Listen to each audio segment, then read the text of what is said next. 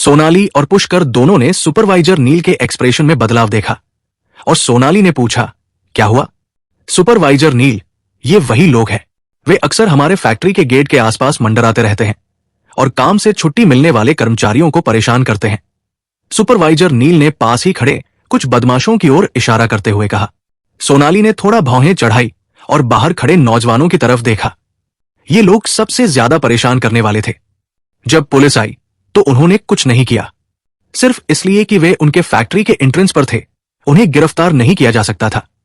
Police के जाते ही वे काम से लौटे कर्मचारियों को परेशान करने लगे। उन्होंने कोई खास नुकसान नहीं पहुंचाया, लेकिन कर्मचारियों को धमकाया और डराया धमकाया, जिससे यहां काम करने वाले कर्मचारियों को काफी परेशानी हुई। इस तरह के लोगों से निपटना बहुत मुश्किल था। या तो तुम इन लोगों को तब तक पीट सकते थे जब तक ये डर न जाए, या फिर इनके जैसे लोगों को ढूंढकर इन्हें भगा सकते थे, वरना इस प्रॉब्लम का कोई हल नहीं निकलेगा। उन युवकों ने पुष्कर के ग्रुप को भी देखा। वे सोनाली और पुष्कर को नहीं जानते थे, लेकिन सुपरवाइजर नील को जानते थे। आखिरकार वे उनसे कई बार निपट चुके थे, फिर भी वे सुपरवाइजर नील से बिल्कुल नहीं डरते थे। इसके बजाय उन्होंने आगे बढ़कर उसके पास जाने की पहल की। जब वे पास गए तो वे युवक सोनाली की खूबसूरती देखकर दंग रह गए और उनके हाव भाव पुष्कर से भी ज्यादा बदसूरत थे। सोनाली की भौहें और भी ज्यादा तन गई। ओए ब्यूटीफुल, क्या तुम भी यहां काम करती हो? मेरे साथ रहो, मैं तुम्हारा ख्याल रखूंगा। हाँ, मेरी अच्छी तरह सेवा करो और तुम्हारा जिंदगी अच्छी रहेगी। ये यहां काम करने से कहीं बेहतर है, सोनाली ने कहा। ओ ब्यूटीफुल, तुम बहुत सुंदर हो। मैंने तुम्हें पहले क्यों नहीं देखा? क्या तुम यहां नई आए हो? वो बदमाश सोनाली के पास आए और उसके साथ छेड़खानी करने लगे। वो कुछ दिनों से यहां काम कर रहे थे और उन्होंने कई महिला कर्मचारियों को देखा था, लेकिन उनमें से कोई भी सोनाली जितनी सुंदर नहीं थी। पुष्कर समझ गया कि अब उसे अपनी ताकत दिखाने का समय आ गया है। वो कंपनी का सुरक्षा गार्ड था और वो अपने बॉस के साथ छेड़खानी होते नहीं देख सकता था। इसके अलावा वो सोनाली की रक्षा के इरादे से यहां आया था। पुष्कर ने कॉस्मेटिक्स का डिब्बा जमीन पर रख दिया, फिर चुपचाप सोनाली के पास गया और उसे उन बदमाशों से अलग कर दिया। कृपया अपने शब्दों पर ध्यान दे, पुष्कर ने उनकी ओर देखते हुए कहा। तुम कौन हो? मैं क्या कहता हूं, तुम्हें इससे क्या? बिल्कुल, दूर हो जाओ मुझसे। जब मैं किसी सुंदर लड़की को देख रहा हूं तो मुझे परेशान मत करो। मेरी नजरों से दूर हो जाओ, वरना हम तुम्हारे साथ अच्छा बर्ताव नहीं करेंगे। वे नौजवान जरा भी डरे नहीं थे। आखिरकार पुष्कर यहां अकेला था और उनके साथ और भी लोग थे, इसलिए उन्हें डरने की जरूरत नहीं थी। डायरेक्टर सोनाली, आप पहले कार में बैठ सकते हैं। उनके साथ वक्त बर्बाद करने की कोई जरूरत नहीं है। पुष्कर ने अपना सिर नीचे किया और सोनाली से कहा। वो चाहता था कि सोनाली पहले गाड़ी में बैठ जाए, फिर वो उन युवकों से बात करेगा। हालांकि वहां और भी लोग थे और पुष्कर थोड़ा घबराया हुआ था, फिर भी उसे अपना काम याद था। हालांकि सोनाली ने पुष्कर की बात नहीं सुनी। उसने उसे धीरे से धक्का देकर दूर कर दिया और उन युवकों से कहा, मैं यहां की बॉस हूं। तुम्हें यहां किसने भेजा है? तुम मेरे कर्मचारियों को क्यों परेशान कर रहे हैं? सोनाली की बातों ने उन युवकों को चौंका दिया। उन्हें उम्मीद नहीं थी कि इतनी खूबसूरत लड़की यहां बॉस होगी, लेकिन सुपरवाइजर नील को उसके पीछे आते देखकर साफ जाहिर था कि वो झूठ नहीं बोल रही थी। फिर भी वे जरा भी डरे नहीं थे, बल्कि वे और भी ज्यादा बेपरवाह नजर आ रहे थे। उन्होंने इतनी खूबसूरत लड़की पहले कभी देखी या सुनी नहीं थी, इसलिए आज उसे देखने का मौका वे किसी भी हाल में नहीं छोड़ना चाहते थे। मुझे उम्मीद नहीं थी कि तुम यहां बॉस हो। मेरी मांसपेशियों को देखो। मैं वादा करता हूं कि तुम बिस्तर में सहज महसूस करोगी। तुम मेरी गर्लफ्रेंड क्यों नहीं बन जाती? चले जाओ यहां से, सोनाली ने कहा। अरे, तुम्हारा फोन नंबर क्या है? चलो बाद में कोई जगह ढूंढते हैं, मैं तुम्हारा पूरा हालचाल पूछ लूंगा। वे युवक और भी घमंडी होते जा रहे थे। उनमें से एक ने तो सोनाली का फायदा उठाने के लिए उसे छूने के लिए हाथ भी बढ़ाया। सोनाली थोड़ी डरी हुई लग रही थी। उसे उम्मीद नहीं थी कि वे युवक इतने घटिया होंगे और उसने कुछ देर तक कोई रिएक्शन नहीं दिए। जैसे ही वो हाथ सोनाली को छूने ही वाला था, पुष्कर ने हाथ बढ़ाकर उस युवक की कलाई पकड़ ली। युवक छूटना चाहता था, पर वो बेकार था। वो बिल्कुल भी छूट नहीं सकता था। छोड़ दे मुझे, कमीने, सुन रहा है क्या? युवक ने पुष्कर को सख्ती से डांटा। अपने हाथ साफ रखें। पुष्कर ने जोर से युवक का हाथ झटक दिया। युवक जोर के झटके से कुछ कदम लड़खड़ाकर एक तरफ हट गया। तुम मौत को दावत दे रहे हो। वो युवक पुष्कर की हरकतों से शर्मिंदा था। खुद को संभालते हुए वो जल्दी से पुष्कर की ओर दौड़ा। रुको, अगर तुमने ऐसा करने की हिम्मत की तो मैं पुलिस बुलाऊंगी। सोनाली, जो उसके बगल में थी, उसने युवक की हरकत देखी और जल्दी से जोर से बोली। हालांकि इस बार युवक नहीं रुका। वे सब बूढ़े लोमड़ी थे। उन्हें पता था कि किन कामों की सजा नहीं मिलेगी। वो बस पुष्कर को सबक सिखाना चाहता था। साथ ही वो बॉस सोनाली को अपनी ताकत का प्रदर्शन भी दिखाना चाहता था। आखिरकार उसके पीछे वालों ने ही तो उन्हें यहां प्रोडक्शन में बाधा डालने के लिए कहा था। अगर वे यहां बॉस को डरा सकें तो माना जाएगा कि उन्होंने काम पूरा कर लिया। हालांकि इस युवक ने अपने हुनर को ज्यादा और पुष्कर को कम आंका। हालांकि पुष्कर को कोई खास ट्रेनिंग नहीं मिली थी, फिर भी वो आमतौर पर वर्कआउट पर ध्यान देता था। हालांकि ये युवक आमतौर पर आम लोगों को ही डराता था। दरअसल उसका शरीर शराब और औरतों के नशे में बहुत पहले ही खोखला हो चुका था। उसकी चालढाल तेज नहीं थी। पुष्कर ने युवक की लंबी मुट्ठी को एक तरफ से चकमा दिया। फिर उसने एक हाथ से युवक का दाहिना हाथ पकड़ा और दूसरा हाथ उसकी कमर पर रख दिया। तेजी से दौड़ते हुए उसने युवक को सीधे दूर धकेल दिया। युवक फिर से कुछ कदम लड़खड़ा गया। इस बार वो अपना शरीर बैलेंस नहीं कर सका और सीधा जमीन पर गिर पड़ा। जमीन पर पड़े पत्थरों से उसका हाथ खरोंच गया और खून की धार बह निकली। खून के इसी निशान ने उसे पूरी तरह से गुस्सा कर दिया। पुष्कर ने उसे 2 बार अपमानित किया था। अब उसने उसका खून भी निकाल दिया। वो गुस्से से अंधा हो गया था। उसने पुष्कर को घूरते हुए कहा, बेटे, तू मौत को दावत दे रहा है। युवक को फिर से अपनी ओर दौड़ता देख पुष्कर बस बचने ही वाला था कि उसने पाया कि वो युवक के लोगों से घिरा हुआ है। आखिरकार उसने अभ्यास नहीं किया था। एक इंसान से निपटना ठीक था, लेकिन अगर वे ज्यादा थे तो वो उनका विरोधी नहीं था। इस वक्त युवक पहले ही उसके सामने दौड़ चुका था।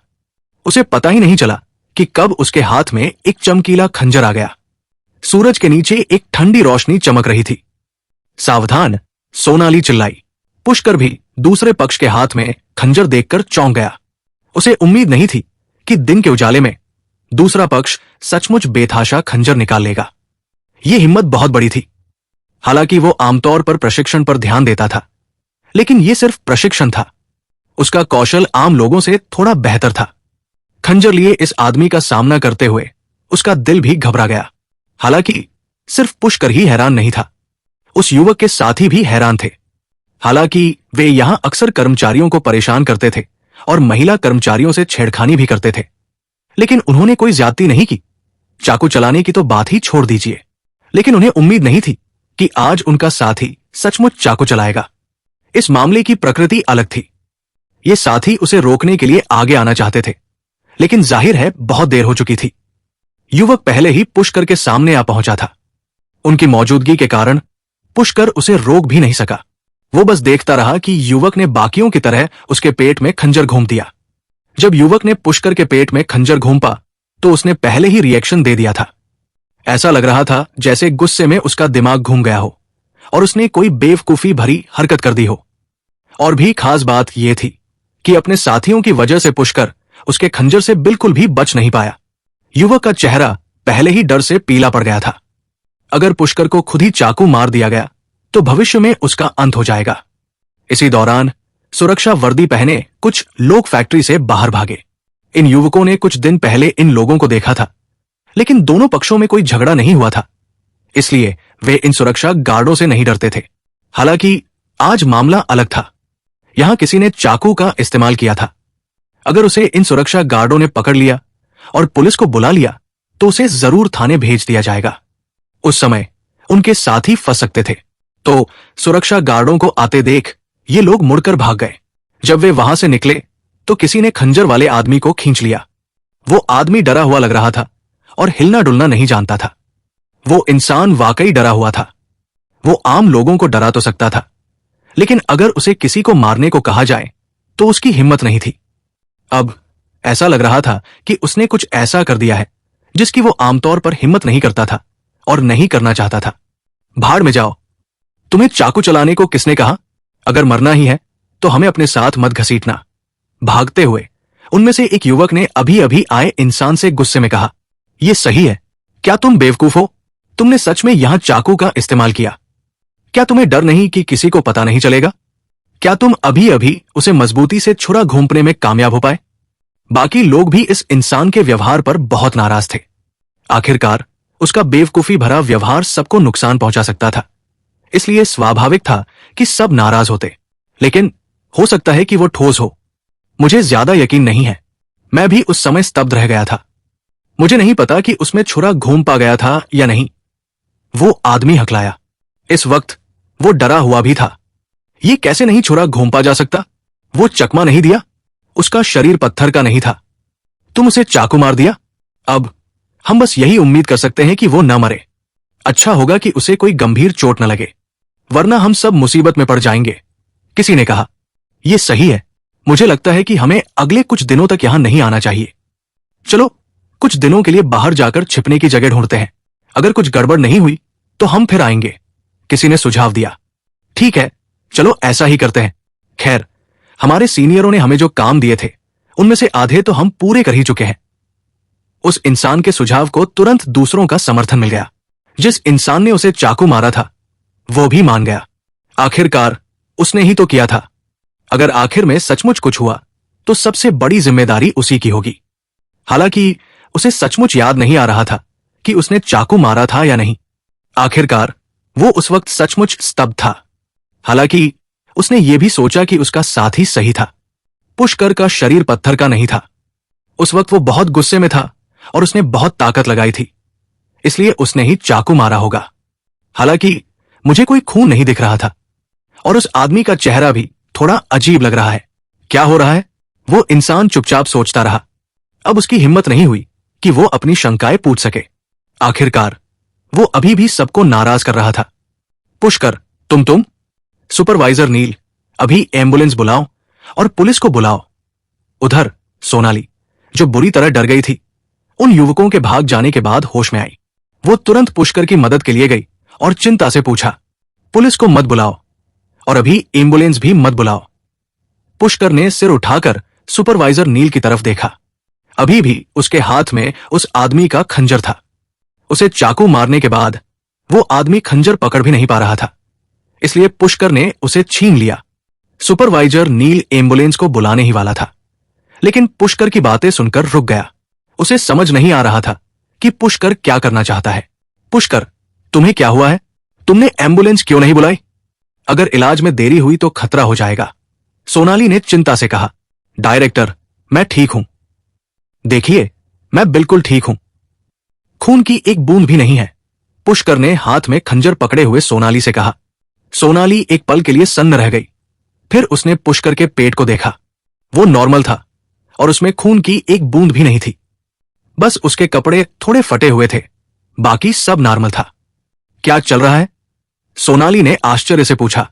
उसने उस आदमी की हरकतें साफ देखी थी। वो बहुत ताकतवर था और पुष्कर उससे बच नहीं पाया था। अब वो बिल्कुल ठीक कैसे हो गया? हो सकता है कि वो आदमी सिर्फ दिखने में अच्छा हो, बेकार हो, उसके हाथों में ज्यादा ताकत नहीं हो और वो सिर्फ डरावना दिखता हो, इसीलिए उसने मुझे जरा भी चोट नहीं पहुंचाई, पुष्कर ने कंधे उचकाते हुए सहजता से कहा। बेशक असली सिचुएशन वैसी नहीं थी जैसा पुष्कर ने कहा था। दरअसल प्रतिद्वंद्वी की ताकत कम नहीं थी। उस वक्त वो सच में चकमा देने में असमर्थ था और उसे मजबूती से चाकू मारा गया था। हालांकि उसने सिर्फ सिक्योरिटी गार्ड की वर्दी ही नहीं पहनी थी। अपनी सिक्योरिटी गार्ड की वर्दी के नीचे उसने एक खजाना पहना हुआ था जो उसे कुछ वक्त पहले ही मिला था। वो काला सुनहरा रेशमी मुलायम कवच। प्रतिद्वंद्वी का खंजर उसके कपड़ों में घुसकर पुष्कर के गोल्डन सिल्क सॉफ्ट आर्मर में जा लगा। पुष्कर पहले तो घायल होने के लिए तैयार था, लेकिन उसे उम्मीद नहीं थी कि प्रतिद्वंद्वी का हमला गोल्डन सिल्क सॉफ्ट आर्मर से रुक जाएगा और वो वास्तव में सुरक्षित और ठीक होगा। ये सच में अच्छी चीज है, पुष्कर ने आह भरी। उस दुनिया में इस सुनहरे मुलायम कवच ने सैनिक की जान बचाई थी। उसे उम्मीद नहीं थी कि इसे पाने के बाद ये उसकी जान बचा लेगा। ये वाकई एक अच्छी चीज थी। क्या होगा आगे जानने के लिए सुनते रहिए ये एक्साइटिंग कहानी आपके दोस्त सात्विक के साथ, सिर्फ स्टोरी विद सात्विक यूट्यूब चैनल पर।